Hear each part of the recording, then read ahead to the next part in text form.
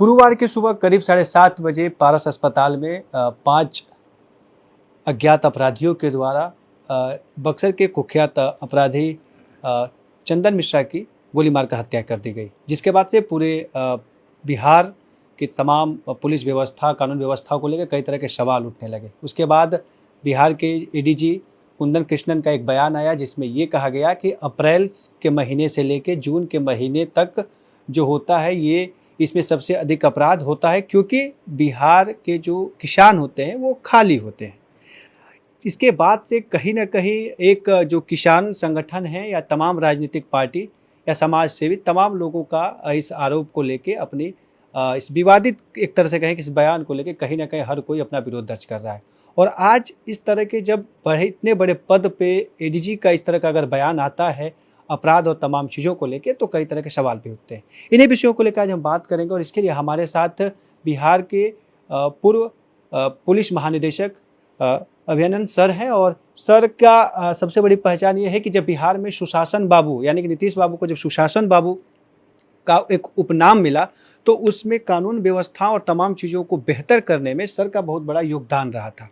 और उसी के साथ बिहार में एक सुशासन की सरकार तमाम तरह के जो अलग अलग समयों पे उपनाम बिहार नीतीश कुमार मुख्यमंत्री नीतीश कुमार को मिले, उसमें कहीं ना कहीं सर के जब तक शासन व्यवस्था में रहे पुलिस महकमे में एक तरह से पूरी कंट्रोल किया और एक अच्छा शासन की बातें हुई।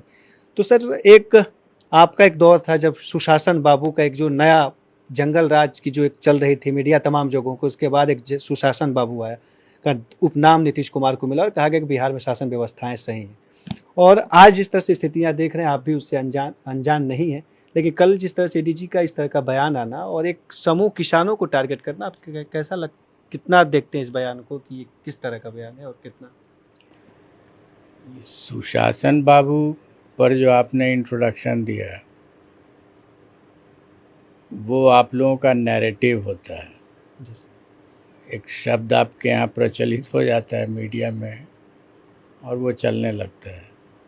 उस पर मेरी कोई प्रतिक्रिया नहीं है, लेकिन जितना मैंने पुलिस डिपार्टमेंट को देखा है उसके अनुसार जो डेटा एनालिसिस होता है over a long period of time, statistically उसको एनालाइज करते हैं, ये पुलिस डिपार्टमेंट करता नहीं है। कलेक्ट ज़रूर करता है और थोड़ा ये बढ़ गया थोड़ा घट गया, ये भी बहुत रेलेवेंट नहीं होता है। देखने से लगेगा कि बढ़ गया, बट जो भी स्टैटिस्टिक्स पढ़े हैं वो जानते हैं कि थोड़ा बढ़ना और थोड़ा घटना अपने आप में उसको उस लैंग्वेज में बोलते हैं सिग्निफिकेंट। स्टैंडर्ड डिविएशन से कितना आगे गया कितना पीछे गया, ये सिग्निफिकेंट राइज या फॉल हुआ या नहीं, ये मैथमेटिकल स्टैटिस्टिक्स का विषय है। और इसको एनालाइज अगर करना होगा तो जो क्रिमिनोलॉजी पढ़ते हैं along with using mathematical tools, वो लोग बता सकते हैं। पुलिस डिपार्टमेंट में ये स्टडी नहीं होता है। हम लोग जो बोलते हैं कि पहले 332 था, 337 हो गया, तो वो सिग्निफिकेंट चेंज हुआ या नहीं हुआ, ये मैथमेटिकल स्टैटिस्टिक्स का विषय होता है। इसलिए और पुलिस डिपार्टमेंट में तो इस पर कभी मैथमेटिकली स्टडी नहीं होता है। हम लोग केवल डेटा कलेक्ट करके बढ़ा और घटा देखते रहते हैं। जो बढ़ा वो कितना बढ़ा और सिग्निफिकेंट है कि नहीं है, ये सब क्वेश्चंस रेज होता है।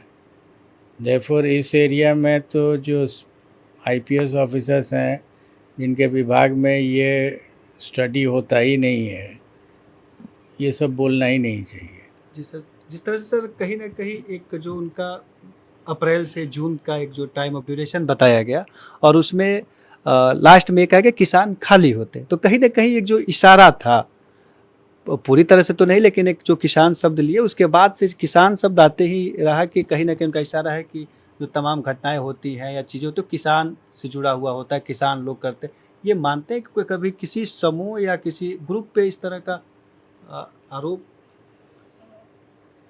आप जो कह रहे हैं वो मैं समझ रहा हूँ, इसलिए मैंने आपको समझाया कि डेटा कलेक्ट करना एक चीज़ होती है और डेटा को थोड़ा बड़ा और थोड़ा घटा पर कंक्लूजन निकाल लेना, और वो कंक्लूजन कितना सही है, सटीक है ऑन ए साइंटिफिक लेवल, ये अगर करना हो तो जिन लोगों ने किया है, जैसे मैंने पढ़ा है उस विषय को, जी सर। तो मैं जानता हूँ कि इसमें हाइपोथेसिस बनाया जाता है। जैसे यही अगर निष्कर्ष निकालना है तो एक हाइपोथेसिस बनाया जाएगा कि किसानों की जिस पीरियड में निष्क्रियता रहती है उस पीरियड में अपराध बढ़ जाता है।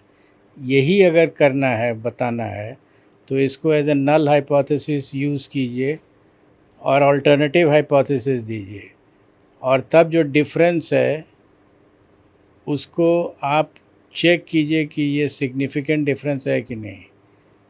और अगर ये सब काम नहीं, और ये पुलिस डिपार्टमेंट में नहीं होता, हम जानते हैं कि वहाँ क्या होता है, डेटा कलेक्ट कर देते हैं, वो भी पता नहीं कितना सही डेटा है, कुछ केस दर्ज होता है, कुछ नहीं होता है।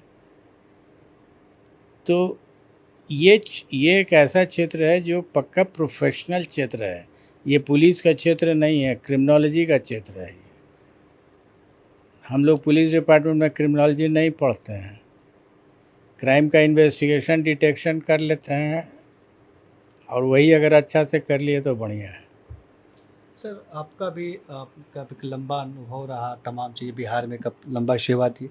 ये जो बिहार और अपराध का जो एक समानांतर जो चीज़ें चल रही हैं, कैसे देख रहे हैं ये? इसका खत्म होने का कोई रास्ता दिखता है? वजह क्या है? कहाँ पे कमियां हैं जिसके चलते लगातार लगता है कि सब कुछ सही हो रहा है, फिर अचानक इतनी तेज़ी से बढ़ना ग्राफ की फिर से एक भय का माहौल? क्या आपको लगता है कि पुलिस से अब अपराधी बेखौफ है? क्योंकि इस वक्त जिस तरह से पारस अस्पताल में पहले तो ये देखा जाता था कि वो चेहरा ढक के आते थे, इस बार तो खुले एकदम चेहरा दिखाते हुए वो लोग पहुंचे, क्राइम किए, फिर चले आए। ये सब मैंने भी देखा, और 2011-12 में ये गैंग काफ़ी एक्टिव था जिस समय मैं डीजीपी था, और थोड़ा तजुर्बा है हमको भी। उस समय अखबार में छाप के मारा जाता था गोली। ऐसा नहीं है कि उस समय बिल्कुल सब कुछ बहुत सुंदर व्यवस्था थी। चैलेंज था जिस पुलिस को, जिस समय मैं डीजीपी था। बट मैंने एक चीज़ समझ ली थी कि चैलेंज जब भी होगा और उसको मुझे फेस करना होगा, तो कानून में जो व्यवस्थाएं दी गई हैं उसी को अस्त्र बना के फेस करना होगा। अपराधी चाहे जो भी चाल चलेंगे, मेरे पास एक ही रास्ता है, वो कानून का। कानून कैसे इम्प्लीमेंट होगा ये मेरे सोच की उपज होगी, और मैंने क्रिएटिवली सिचुएशंस पे यूज़ किया है लॉ को। लॉ कोई डेड लेटर नहीं होता है, उस हर सिचुएशन का आंसर उसमें मिलता है, प्रोवाइडेड कि आप सोचने को तैयार होइए। सर आखिरी सवाल है सर कि बिहार में इस तरह की जो चीज़ें हो रही हैं, क्या लगता है कि ग्रामीण अपराध की जो तमाम घटनाएं होती हैं वो कहीं ना कहीं एक ज़मीन, दो तीन चीज़ें सामने आती है, जिसमें एक सवाल होता है कि ज़मीन का विवाद था, जो एक आपसी रंजिश, इस तरह की चीज़ें होती हैं।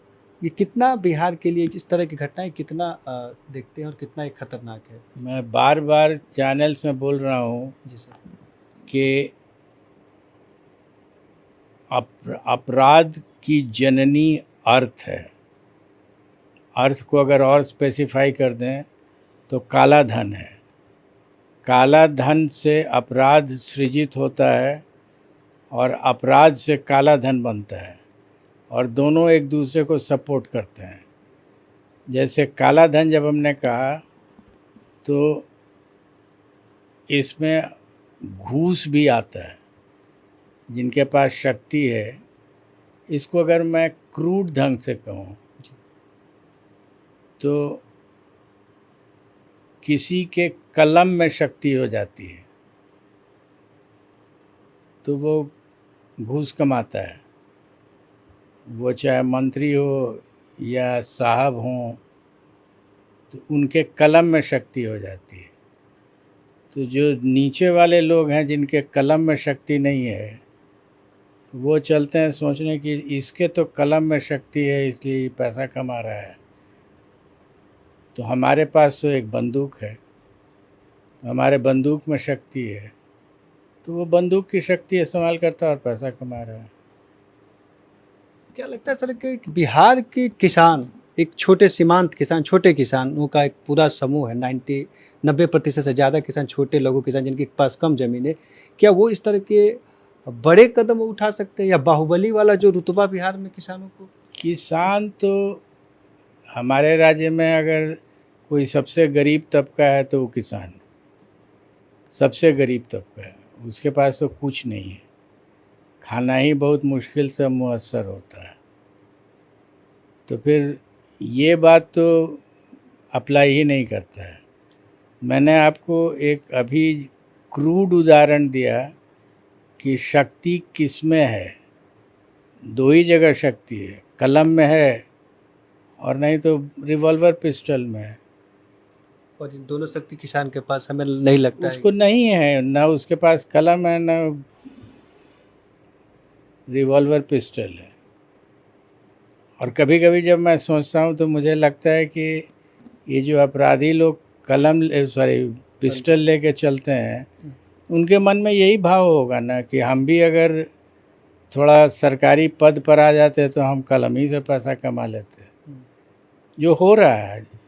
बहुत से लोग हैं, इसमें भी, इस मैटर में भी सुना है कि उसको शौक था कि हम पॉलिटिक्स में आ जाएं, मंत्री हो जाएं, जो एक नाम आया है। उसके बारे में एक चैनल में देख रहे थे कि उसको बहुत शौक था, बढ़िया स्कूल में पढ़ा, तो पढ़ करके नहीं आ सका अच्छे नौकरी में, और अच्छे नौकरी में आने के बाद भी वो घूस ही कमा लेता, तो एटलीस्ट उसको ब्लैक मनी की जो रिक्वायरमेंट था वो पूरा हो जाता। तो वो अगर वो नहीं कमा सका तो रिवॉल्वर से पैसा कमा रहा है। बहुत बहुत अजीब तरह की स्थिति हो गई है, and it requires a big debate. ये असेंबली में डिबेट में चाहिए या पार्लियामेंट में डिबेट में चाहिए कि ये एक दूसरे का पूरक हो गया है। सर आखिरी सवालों में से, क्योंकि जिस तरह से आपका कुछ जवाब आए तो उसमें एक स्वाभाविक सवाल उठा, जैसे आपने कहा कि किसान, बिहार में अगर कोई सबसे कमज़ोर है तो किसान है, और ये कहा जाता है कि जो कमज़ोर होता है उसको दबाया जाता है, कहीं ना कहीं एक वर्चस्व वाला व्यक्ति दिखाता है। तो एडीजी सर का भी कुछ वैसा ही प्लान था कि किसान सबसे कमज़ोर है, पूरा घुमा फिरा के कहानी उन्हीं पे थोप दो कि ये जो अपराध बढ़ रहे हैं इन्हीं का देन। आज हालत ये हो गई है कि किसान को अपनी ज़मीन बेचनी पड़ रही है, और ख़रीदने वाले कौन हैं? यही अपराधी लोग जिसके कलम में शक्ति है वो ख़रीद रहे हैं, या जिसके रिवॉल्वर में शक्ति है वो ख़रीद रहे हैं। तो किसान तो महरूम हो रहा है। तो किसान तो महरूम हो रहा है, और ऐसा कहना है बिहार के पूर्व पुलिस महानिदेशक अभिनंदन सर का। और कहीं ना कहीं जिन्होंने पूरी घटना और किसान को लेके और जिस बयान को लेके जो प्रतिक्रिया थी आपने सुना। खेती कृषि पशुपालन और ग्रामीण क्षेत्र की तमाम बड़ी खबरों के देखते रहिए किसान तक। नमस्कार। अगर ये वीडियो आपको पसंद आया है तो इसे लाइक ज़रूर करें।